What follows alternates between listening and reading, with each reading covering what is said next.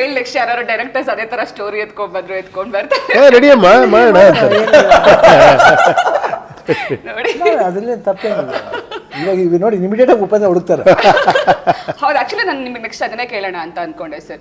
ಓಂ ಅಂತ super hit cinema ಕೊಟ್ಟು ಎಲ್ಲರೂ ರೊಚ್ಚಿಗೆ ಎದ್ದೇಳಿಸಿದ್ರಿ. ಫ್ಯಾನ್ಸ್ಗಳು ಸಿನಿಮಾ ಅಂದ್ರೆ ಏನು ಅಂತ ಅಭಿಮಾನಿಗಳಿಗೆ ಸಿನಿಮಾ ತೋರಿಸ್ಕೊಟ್ಟವ್ರು ನೀವು. ಅದಾದ್ಮೇಲೆ ಯಾಕೆ ಶಿವಣ್ಣ ನೀವು ಸಿನಿಮಾನೇ ಡೈರೆಕ್ಟ್ ಮಾಡ್ಲಿಲ್ಲ? ನೋಡಿ ನಾವು ವೆಯ್ಟ್ ಮಾಡ್ತಾ ಇದ್ವಿ, ಯಾಕೆ ಅಭಿಮಾನಿಗಳ ಮೇಲೆ ಬೇಜಾರ? ಚೇಚೆ ಆ ಥರ ಅಲ್ಲಪ್ಪ. ನೋಡಿ ಅದು ಹೇಳಿದ್ನಲ್ಲ, ಇವ್ರು ಹೇಳಿದ್ರಲ್ಲ, ಮತ್ತೆ ಇವಾಗ ಮೇಕಪ್ಪು ಎಲ್ಲ ಹೇಳಿದ್ರಲ್ಲ, ನಾನು ಅದನ್ನೇ ಹೇಳ್ತೀನಿ. ನಾನು ಮಾಡಿದೆ ಅನ್ನೋದಕ್ಕಿಂತ ಆ ಟೈಮಲ್ಲಿ ಇದ್ದಂಥ ಪರಿಸ್ಥಿತಿ, ಆ ಟೈಮಲ್ಲಿ ನನಗೆ ಯಾರೋ ಒಬ್ಬ ಫ್ರೆಂಡ್ ಬಂದು ಹೇಳಿದಂಥ ಒಂದು ಲೈನು, ಅದ್ರ ಮೇಲೆ ಡೆವಲಪ್ ಮಾಡಿದ್ದು, ಅದಕ್ಕೆ ಸಿಕ್ಕಿದಂಥ ಪ್ರೊಡಕ್ಷನ್ನು, ಅಣ್ಣ ಅವರು, ವರದಣ್ಣ, ಡಿಸ್ಕಷನ್ನು, ಶಿವಣ್ಣ ಎಲ್ಲ ಸೇರಿ ಓಮ್ ಆಗಿರುತ್ತೆ. ಇನ್ನೊಂದು ಓಮ್ ಮಾಡೋಕ್ಕಾದ್ರೆ ಎಲ್ಲಿ ಇಷ್ಟು ಎಲ್ಲ ಸೇರಬೇಕಲ್ಲ. ಆಮೇಲೆ ಅದೇನೋ ಹೊಳಿಬೇಕು, ಇನ್ನೊಂದೇನೋ ಮಾಡಬೇಕು ಅಂದರೆ ಮತ್ತೆ ಕಾಂಬಿನೇಷನ್. ಈಗ ಅನೌನ್ಸ್ ಮಾಡಿಬಿಡೋದು, ಬಿಸ್ನೆಸ್ ಮಾಡೋದು ಇದು ದೊಡ್ಡ ವಿಷಯ ಅಲ್ಲ. ಆ ಎಕ್ಸ್ಪೆಕ್ಟೇಷನ್ಗೆ ಅಟ್ಲೀಸ್ಟ್ ನಿಲ್ಲಿಸ್ಬೇಕಲ್ಲ. ಸೊ ಎಷ್ಟೋ ಲೈನ್ಗಳೆಲ್ಲ ಹೇಳಿದ್ದೀನಿ ನಾನು, ತುಂಬ ಸತಿ ಡಿಸ್ಕಸ್ಗಳು ಮಾಡಿದ್ದೀವಿ ನಾವು, ಏನೇನೋ.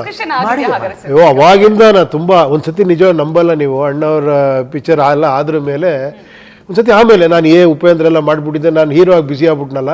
ಅಣ್ಣವ್ರು ಒಂದ್ಸತಿ ಮನೆಗೆ ಹೋಗ್ಬಿಟ್ಟಾಗ ಅವ್ರು ಸಿಕ್ಕಿದ್ರು ನನಗೆ. ಕಂಪನಿ ಅಲ್ವಾ ಅಣ್ಣ, ನನ್ನ ಹತ್ರ ಒಂದಷ್ಟು ಕಥೆಗಳಿದೆ, ಎಲ್ಲ ಯಾರಿಗಾರ ಕೊಟ್ಟರೆ ಮಾಡ್ಬೋದಲ್ವ ಇಲ್ಲಿ ಅಂದೆ. ಹಂಗೆ ತಿರುಗ್ಬಿಟ್ಟು ಹಂಗೆ ಕೇಳಿದ್ರು, ಮಾಡೋರು ಯಾರು ಅಂದರು. ಕತೆ ಇದೆ, ಮಾಡೋರು ಯಾರು ಅಂದರು. ಅಂದರೆ ಇಂಡೈರೆಕ್ಟಾಗಿ ಯಾರು ಮಾಡ್ತಾರೋ ಕತೆ ಅವರೇ ಮಾಡಬೇಕು ಅಂತ.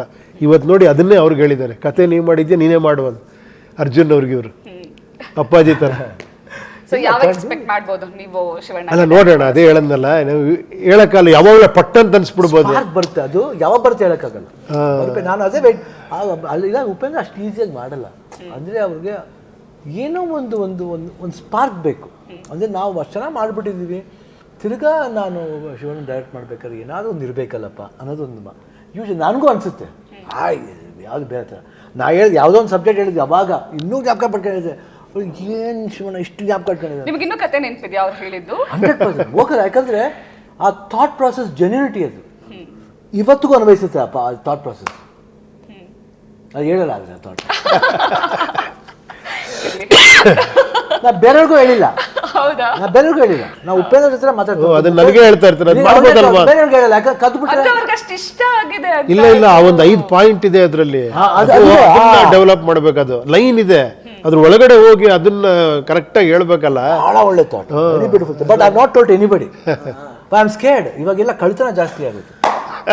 ಅಲ್ಲ, ರಾಜ್ ಅವ್ರು ಹೆಂಗ್ ಕೇಳಿಸ್ಕೊಳ್ತಿದ್ದಾರೆ ಅಂದ್ರೆ, ಅವ್ರು ಆಲ್ರೆಡಿ ಒಂದು ಕತೆ ಹೇಳಿದ್ದಾರೆ. ಅವ್ರು ಕೇಳಿದಾರ ಯಾವಾಗಲೇ ಸೈಕಲ್ಗೆ ಬರೋ ಸಿನಿಮಾ ಶುರು ಮಾಡ್ಬಿಡ್ತಾರೆ. ಹಂಗಲ್ಲ, ಅವ್ರಿಗೂ ಬೇರೆ ಥಾಟ್ ಪ್ರಾಸೆಸ್ ತುಂಬ ಇದೆ ಅವ್ರಿಗೆ ಎಲ್ಲ. ಈಸ್ ಏನಂತೀವಿ, ಆ ಕಣ್ಗಳು, ಆ ನೋಟ ಇದೆಯಲ್ಲ, he has got a different style. He can do an action film, he can do a psychic film, he can do emotional film, ಎಲ್ಲ ಇರೋಂಥ ವ್ಯಕ್ತಿ. ಭಾಳ ಡಿಫ್ರೆಂಟ್ ಮಾಡಿರೋ ಸಿನಿಮಾಗಳೇ ನಿಜ, ಒಂದಕ್ಕೊಂದು ಸಂಬಂಧನೇ ಇಲ್ಲ, ಆ ಥರ ಮಾಡಿದ್ದೀರಾ.